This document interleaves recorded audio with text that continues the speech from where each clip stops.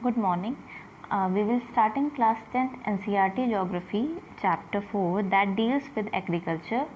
So the first thing to understand here is agriculture is important to study specifically in country like India, where nearly 2/3 of the population is survive on agricultural activities. So agriculture is important not only because we get food grains, but it provides raw material for the various industries. So you have a kind of primary sector that is important here, and the primary sector is a source of raw material for the secondary sector activities.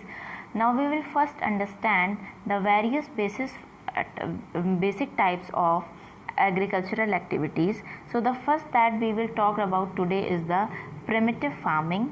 This is a kind of farming which occurs in small patches of land. You have primitive tools, not modernized. They are kind of hoes, sticks that are using to cultivate the farm. Then it highly dependent on the monsoon activity, and the most common activity is here is slash and burn cultivation. So you have a piece of land, you grow crops on this land, you burn this land and move to the next farm. In the next season, leave this land as such and leave this land as fallow. That what would happen is within 1 or 2 years this land would regain its fertility, and then you have moved further and come back to the same patch of land.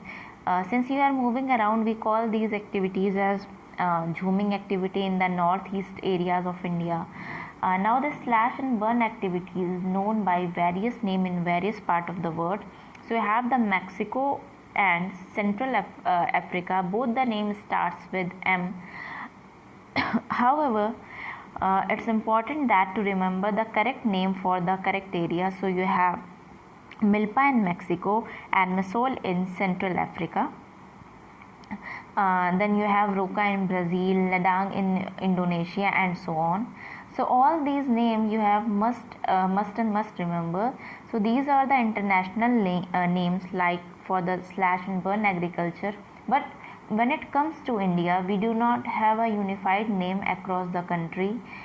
In different parts of India, you have some practices that is known by as different name, and this kind of commonly asked question for most of the objective examinations. So for example,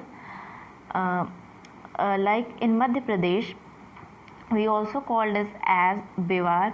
Then close to MP or Madhya Pradesh, you have Chhattisgarh, and in Chhattisgarh you have it is known as Deepa.